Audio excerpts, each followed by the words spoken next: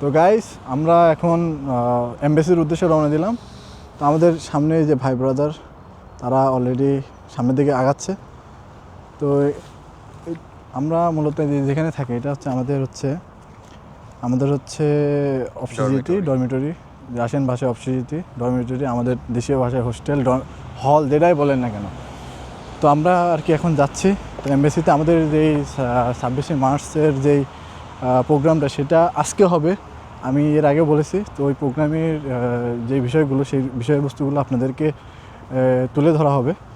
এবং আমাদের এমবেসির যেই কালচারাল, আমাদের বাংলাদেশি যে কালচারগুলো আছে, সেই সকল কিন্তু রাশিয়ানদের মাধ্যমে এগুলো ফুটিয়ে তোলা হবে। তো এই বিষয়গুলোই আপনাদেরকে দেখাবো, শেয়ার করবো, এবং মাস্ট খাবারের আয়োজন তো থাকবেই।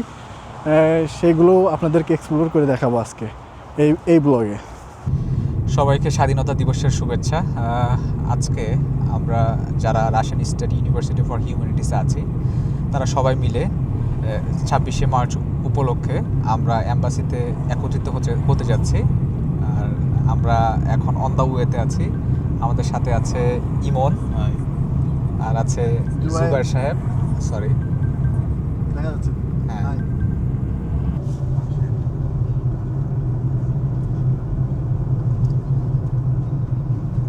তো ফাইনালি আমরা চলে আসছি বাংলাদেশ এমবেসিতে। তো আমি এখন ভিতরে যাচ্ছি। ভিতরে সবাই অপেক্ষা করতেছে। প্রোগ্রাম কিছুক্ষণের মধ্যেই শুরু হবে। তো ভিতরে যাই, আপনাদেরকে পিছনে ক্যামেরাতে দেখেন। ভিতরে প্রোগ্রাম হচ্ছে।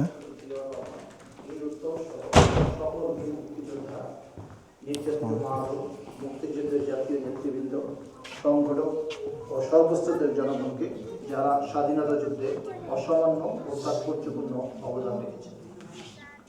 বীর মুক্তিযোদ্ধাদের অসামান্য আত্মত্যাগ আমাদেরকে একটি বৈষম্যহীন, ন্যায়ভিত্তিক ও গণতান্ত্রিক আধুনিক বাংলাদেশ গড়ার পথে দৃপ্ত পদকারে এগিয়ে চলার সাহস যোগায়। স্বাধীনতার লক্ষ্য ছিল রাজনৈতিক ও অর্থনৈতিক স্বাধীনতা, শোষণমুক্ত সমাজ ও মানবিক মর্যাদা প্রতিষ্ঠা এবং সর্বস্তরের জনগণের ক্ষমতায়নকে সুসংহত করা। রাষ্ট্র ও সমাজের সকল ক্ষেত্রে সাম্য, সুশাসন, স্বচ্ছতা ও জবাবদিহিতা নিশ্চিত করে স্বাধীনতার অপূর্ণ স্বপ্নগুলো পূরণ করতে হবে। নতুন প্রজন্মের জন্য একটি নিরাপদ, সুখী, সমৃদ্ধ, মানবিক বাংলাদেশ গড়ে তোলা আমাদের পবিত্র কর্তব্য। দীর্ঘদিনের অপশাসন, বৈশ্বিক অর্থনৈতিক ও অনাকাঙ্ক্ষিত জ্বালানি পরিস্থিতির বিরূপ প্রভাব দেশ ও দেশের উপর পড়েছে। সরকার সর্বোচ্চ আন্তরিকতা ও দক্ষতার সাথে পরিস্থিতি মোকাবিলা করে একটি স্বনির্ভর, গতিশীল ও ন্যায়ভিত্তিক বাংলাদেশ প্রতিষ্ঠার পথে এগিয়ে চলেছে। প্রতিরক্ষা উপদেষ্টা মহোদয়, আমি এ পর্যায়ে মাননীয় প্রধানমন্ত্রীর প্রেরিত বাণী হুবহু পাঠ করে আপনাদেরকে শোনাব। প্রধানমন্ত্রী, গণপ্রজাতন্ত্রী বাংলাদেশ সরকার, 12ই চৈত্র 1432 এবং বাংলাদেশ। একই সঙ্গে আমি মহান মুক্তিযুদ্ধে অংশগ্রহণকারী বীর মুক্তিযোদ্ধা, নির্যাতিতা মা, বোন ও স্বাধীনতা সংগ্রামে আত্মনিবেদিত সকলকে গভীর কৃতজ্ঞতার সাথে স্মরণ করছি এবং সকল শহীদের বিদেহী আত্মার মাগফিরাত কামনা করছি। মহান স্বাধীনতা দিবস আমাদের জীবনের সাহস, আত্মত্যাগ ও দেশপ্রেমের চেতনাকে নতুন করে উজ্জীবিত করে। স্বাধীনতার মূল লক্ষ্য ছিল একটি বৈষম্যহীন, গণতান্ত্রিক, শান্তিপূর্ণ ও সমৃদ্ধ বাংলাদেশ প্রতিষ্ঠা করা। সেই লক্ষ্য সামনে রেখে আমাদের সবাইকে ঐক্যবদ্ধভাবে কাজ করতে হবে এবং দেশকে সামনের দিকে এগিয়ে নিতে হবে। আমাদের প্রিয় মাতৃভূমির অগ্রগতি ও উন্নয়নের ধারাকে আরও বেগবান করতে জাতীয় ঐক্য, পারস্পরিক সহনশীলতা এবং দেশপ্রেমের চেতনাকে হৃদয়ে ধারণ করতে হবে। আসুন মহান স্বাধীনতা দিবস ও জাতীয় দিবসের তাৎপর্য থেকে শিক্ষা নিয়ে আমরা সবাই নিজ নিজ অবস্থান থেকে দেশের কল্যাণে আত্মনিয়োগ করি।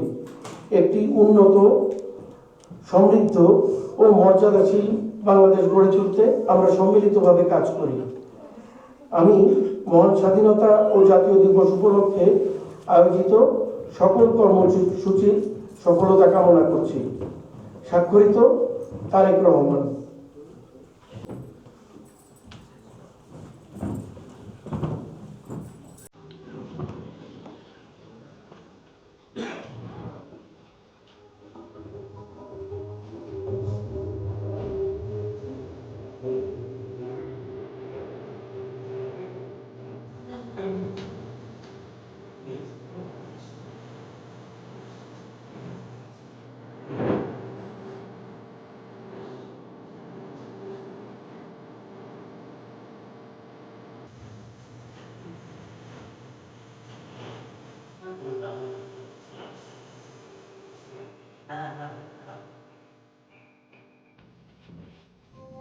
স্বাধীনতা বলতে বোঝায় একটি জাতির রাজনৈতিক সার্বভৌমত্ব, নিজেকে পরিচালনা করার অধিকার।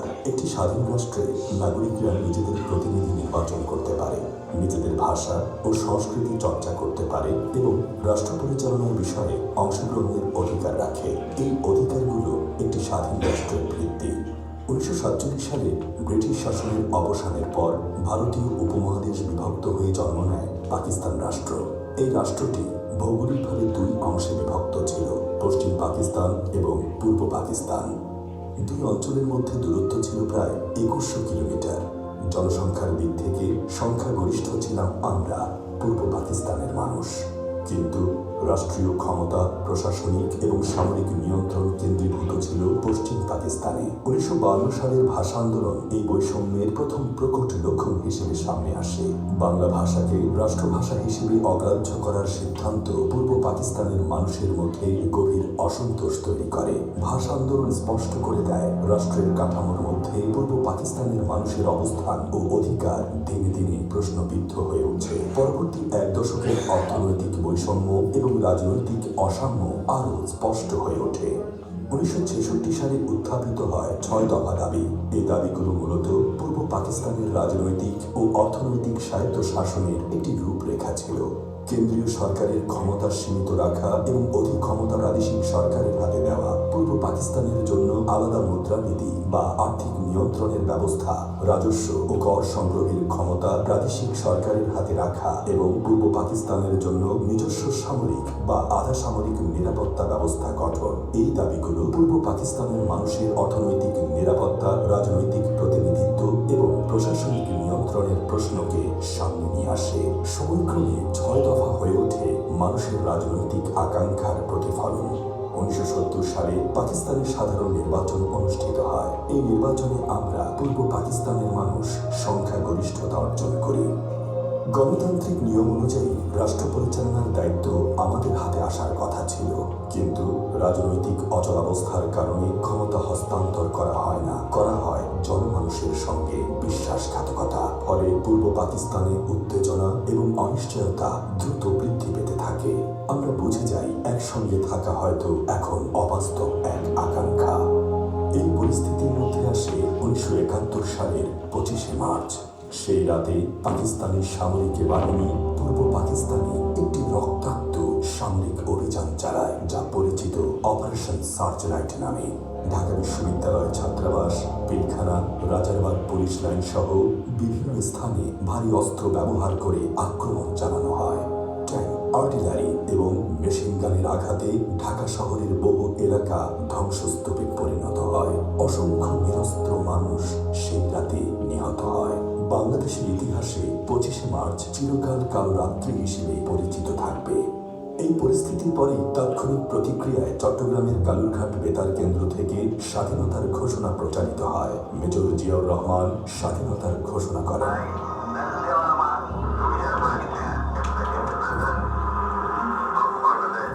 দেশের বিভিন্ন অঞ্চলে মানুষ এই ঘোষণাটি শুনতে পায় এবং ঘোষণাটি দ্রুত মানুষের মধ্যে ছড়িয়ে পড়ে। দেশের বিভিন্ন স্থানে প্রতিরোধ সংগঠিত হতে শুরু করে।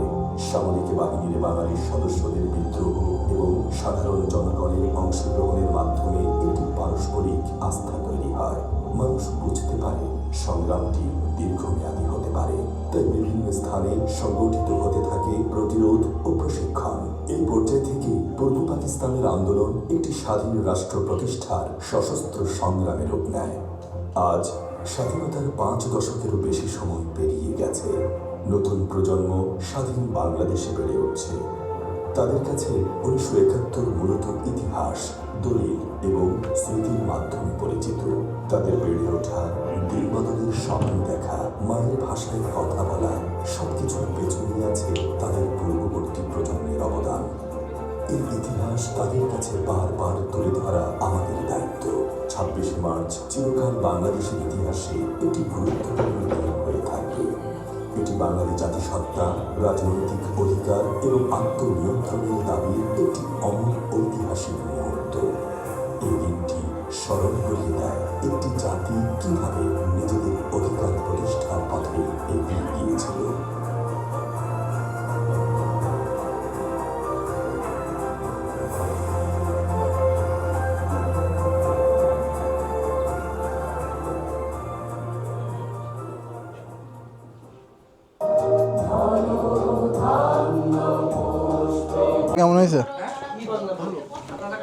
কতটুকু?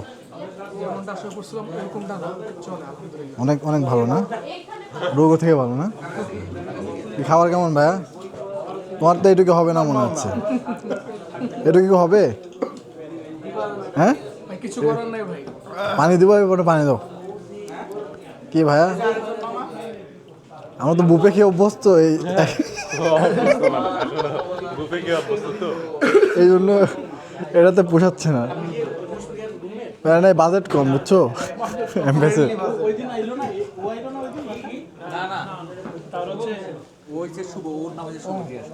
এই যে বাঙালির অবস্থা, হাত দিয়ে খাচ্ছে।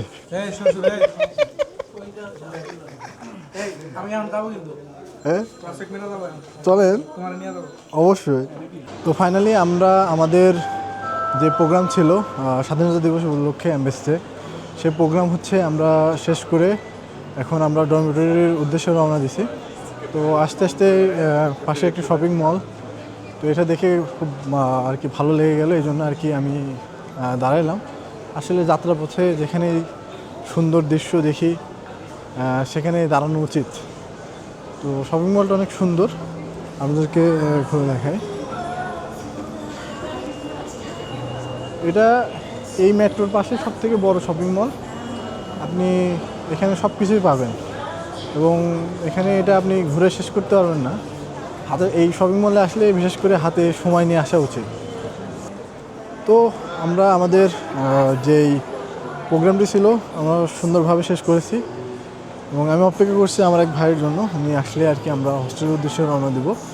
তো আপনারা এই পর্যন্ত ভিডিওটা দেখার জন্য আপনাদেরকে অসংখ্য ধন্যবাদ। জুবাইর জার্নির সাথে থাকার জন্য ধন্যবাদ এবং ভবিষ্যতে আরও সুন্দর সুন্দর ভিডিও আপনাদেরকে উপহার দেব। আপনাদের যদি কোনো ইনফরমেশন রিলেটেড বা স্টাডি ইন রাশিয়া বা study in around the world যে কোনো দেশের জন্য যদি কোনো ইনফরমেশন লাগে, অবশ্যই আপনারা আমাকে কমেন্ট করে জানাবেন কোন দেশের জন্য আপনাদের ইনফরমেশন প্রয়োজন। সেই বিষয়ে আমি আপনাদের ভিডিও তৈরি করে দিব এবং আমি সম্ভব হলে আপনারা চাইলে আমাকে ফেসবুকে ফলো করতে পারেন এবং ওখানে আমি নিয়মিত আমার জার্নির সমস্ত আপডেট আপনাদের সঙ্গে শেয়ার করে থাকি। তো আজকের ভিডিওটি এই পর্যন্তই, এখানেই শেষ করছি। দেখা হবে নতুন কোনো ভিডিওতে, নতুন কোনো স্থানকে এক্সপ্লোর করার উদ্দেশ্যে। জুবাইর জার্নির সঙ্গে থাকার জন্য আপনাদেরকে অসংখ্য ধন্যবাদ। আল্লাহ হাফেজ।